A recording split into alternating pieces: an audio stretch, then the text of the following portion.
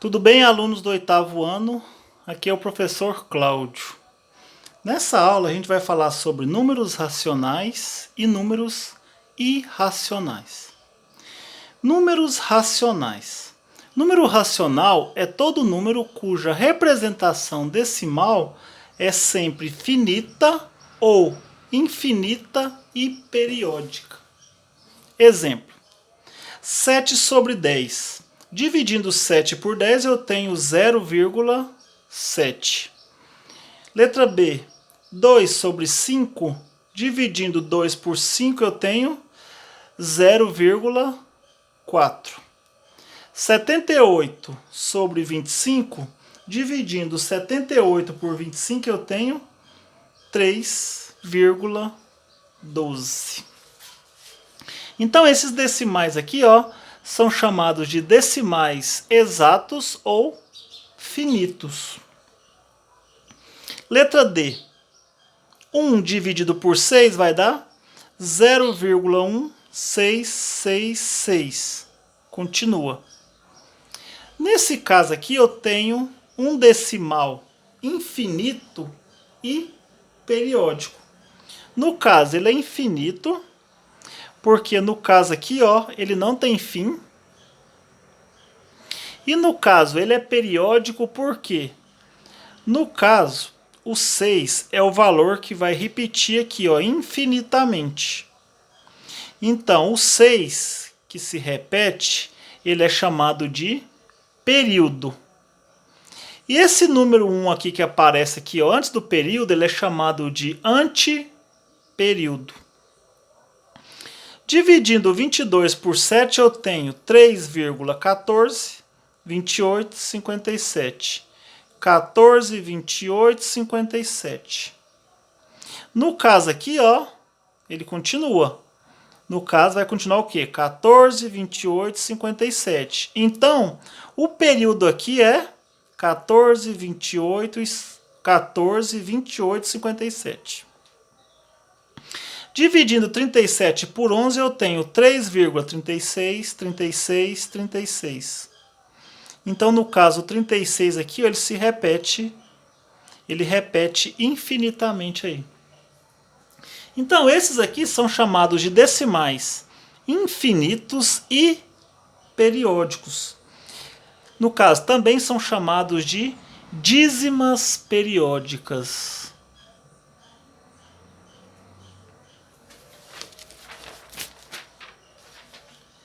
Fração geratriz. O que é a fração geratriz? No caso, quando eu divido uma fração,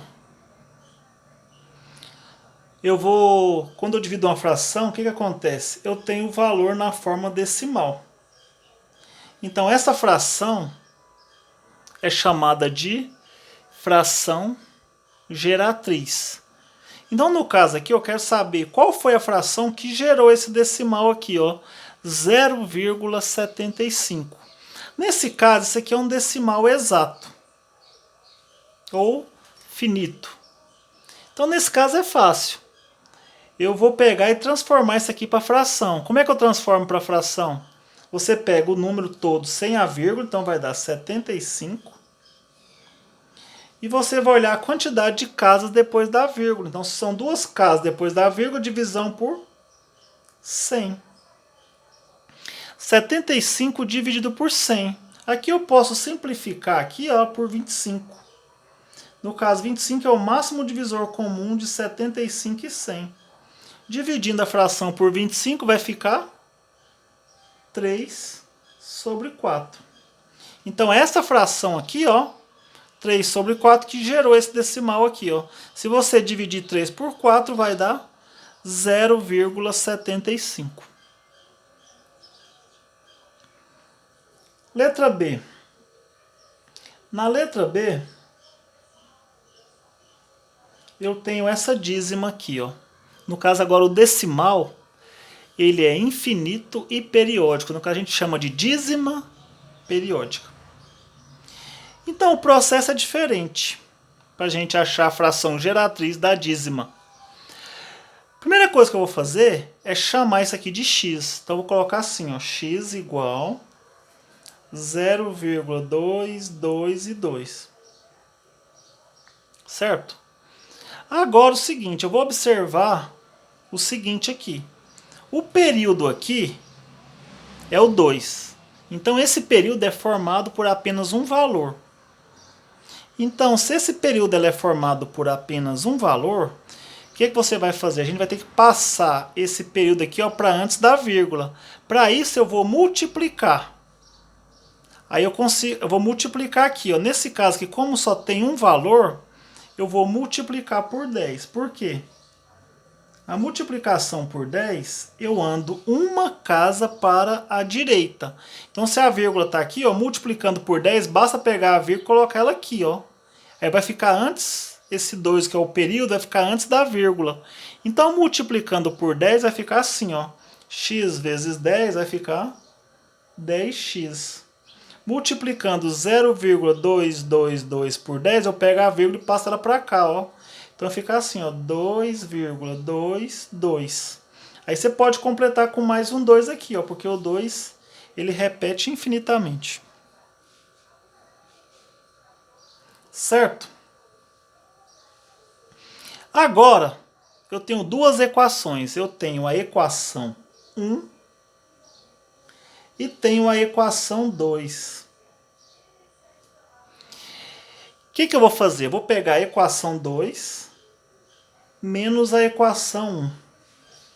Então você repete aqui embaixo. Ó. A equação 2 é quem? 10x é igual a 2,222. Menos a equação 1, que é x igual a 0,222. Agora eu subtraio as duas equações. Então vai ficar assim, ó. 10x menos 1x vai ficar 9x. Aqui observa o seguinte, ó, depois da vírgula, o período é o mesmo, né? 222, 222. Eu posso eliminar o período aqui, ó. Eliminando o período, agora você olha antes da vírgula. 2 menos 0, que é igual a 2. Se o 9 está multiplicando o x, o 9 passa dividindo. Então, x é igual a 2 sobre 9. Então, essa é a fração geratriz dessa dízima aqui. Ó. Se você dividir 2 por 9, você vai encontrar esse valor aqui. 0,222. Certo? Na letra C, 0,414141. Outra dízima aqui, ó. Só que nesse caso, essa dízima, ela é formada por dois valores, no caso 4 e 1.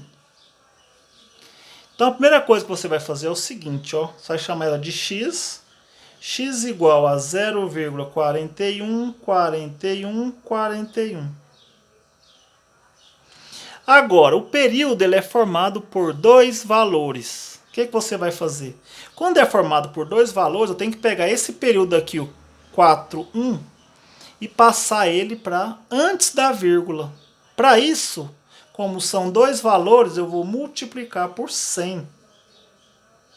Por quê?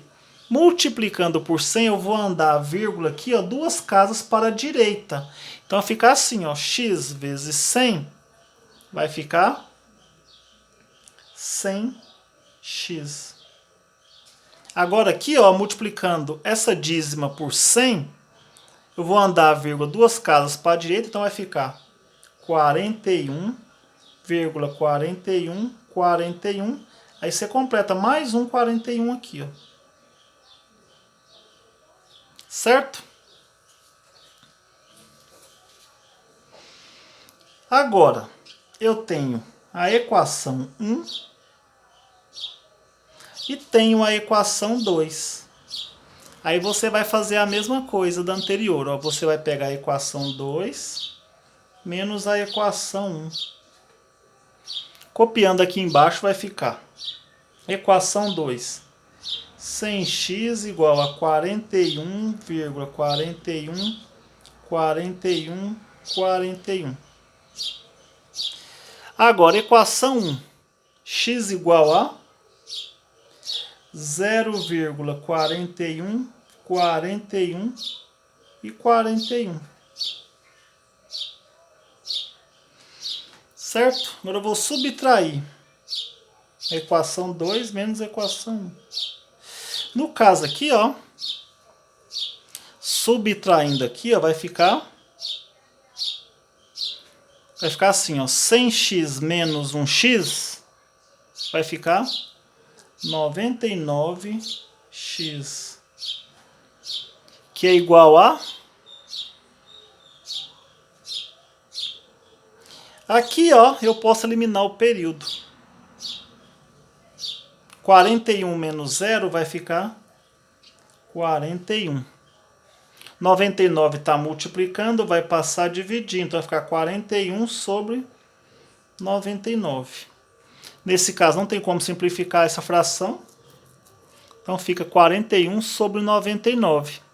Então se você dividir 41 por 99, você vai chegar nesse valor aqui, ó, nessa dízima periódica.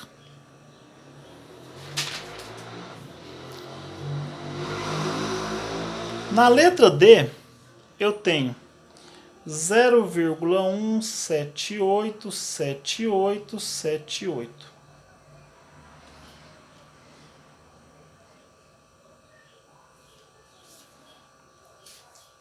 Essa dízima aqui, ó. Nesse caso, o que vai acontecer? Vou fazer a mesma coisa, vou chamar essa dízima de x. Então fica assim, ó. X é igual a 0,1787878. Observa o seguinte aqui, ó. O período é formado por dois valores, 7 e 8. Esse é o período, 78, 78, 78. Agora, eu tenho um antiperíodo, que no caso ali é um valor aqui, ó. No caso é 1. 1 ele é chamado de antiperíodo. Então, nesse caso, você observa bem o período e o antiperíodo. Por quê? No caso aqui, o antiperíodo ele é formado por um valor. Se é formado por um valor, eu vou ter que passar ele aqui para antes da vírgula. Então, como é só um valor, primeiramente eu vou multiplicar por 10. Isso depende da quantidade de valores. Então aqui eu estou falando do antiperíodo. No caso 1. Como é um valor aqui, ó, eu vou multiplicar por 10. Então vai ficar x vezes 10, vai ficar 10x. Agora, andando a vírgula uma casa para a direita, vai ficar 1,787878. Agora, depois da vírgula, ficou somente o período, 78. O período aqui agora ele é formado por dois valores. Então, se é formado por dois valores, o que eu vou fazer? Eu tenho que passar esse período aqui também para antes da vírgula. Então, como são dois valores, eu vou multiplicar por 100. Multiplicando por 100 vai ficar 10x vezes 100, vai ficar 1000x. Multiplicação por 100, eu vou andar duas casas para a direita. Então vai ficar 178,787878. Certo? Agora eu tenho três equações. Equação 1, equação 2 e a equação 3. Então, nesse caso aqui, agora você vai fazer a equação 3 menos a equação 2. Que é a última menos a penúltima, né? Então, vai ficar a equação 3. Vai ficar 1000x 178,787878. E a equação 2, né, que é 10x, que é igual a 1,787878. Então, vou subtrair aqui, ó. Então vai ficar 1000, x menos 10 vai ficar 990x, que é igual a, eliminando o período aqui, ó, 178 menos 1 vai ficar 177. 990 está multiplicando, passa dividindo. 177 dividido por 990. Nesse caso aqui, dá para simplificar diretamente por 3. Que vai dar 59 sobre 330. Então, se você dividir essa fração aqui, ó, você vai chegar nessa dízima aqui, ó. Então, essas frações aqui que eu fiz aqui, então essas frações são chamadas de frações geratrizes dessas dízimas aí. Então, no caso dessa aqui, isso aqui é a fração geratriz dessa dízima aqui, ó. Certo? Então agora, números irracionais. O que é um número irracional? Número irracional é todo número cuja representação decimal é sempre infinita e não periódica. Então, no caso aí, para a gente diferenciar um número racional de um número irracional, o que acontece? Um número racional, a representação, ela é finita ou infinita e periódica. No caso dos números irracionais, a representação ela é sempre infinita e não periódica. O que é uma representação infinita e não periódica? Observe os exemplos aqui, ó. No caso aqui, 1,70, 700, 7007, continua. Igual eu falei para vocês. É infinita porque no caso aqui não tem fim. No caso, vai repetindo valores aqui, ó. Só que nesse caso é uma representação infinita e não periódica. Não periódica por quê? No caso, ela é não periódica porque não vai ter um valor aqui, ó. No caso, uma representação infinita e não periódica, você não vai observar um valor aqui, ó, repetindo com regularidade. No caso, quanto mais números colocar aqui, ó, mais diferencia os valores. Então, nesse caso, é uma representação não periódica, certo? Porque nesse caso, os valores sempre vão diferenciando. Diferente da dízima, né? Que na dízima sempre tem o mesmo valor que vai se repetindo. Então, aqui também na letra B, ó, 2,411, 011, 0011, 00011. Então aqui vai continuando os valores, só que sempre vai mudando aí esses valores. Não tem um valor que se repete. E o valor de π, né, que a gente usa muito na circunferência, o π é igual a 3,141592. Também é um número irracional. Agora, observação. Em relação às raízes. Observação 1. Raízes exatas são números racionais. Então, no caso de uma raiz exata, no caso aqui, ó, raiz quadrada de 4 igual a 2. Raiz quadrada de 25 igual a 5. Raiz quadrada de 4 sobre 9, 2 sobre 3. No caso, 2 sobre 3, se eu dividir, vai dar essa dízima aqui, ó. 0,666. Continua. E raiz quadrada de 1,44, que é igual a 1,2. Então, nesse caso, sempre que a raiz for exata, é um número racional. Agora, raízes não exatas são números irracionais. Então, no caso, a raiz quadrada de 2 não é um valor exato, né? Que no caso é aqui, ó, 1,4142,135. Raiz quadrada de 3, 1,73, 20,508. Continua. Raiz quadrada de 10, 3,16, 22, 776. Então, no caso, as raízes que não são exatas são números irracionais ou irracionais. Ou seja, a representação decimal aqui, ó, ela é sempre infinita e não periódica. Certo? Então, assistam a essa explicação para vocês responderem as questões de 1 a 5 da apostila 2. Então, até a próxima aula.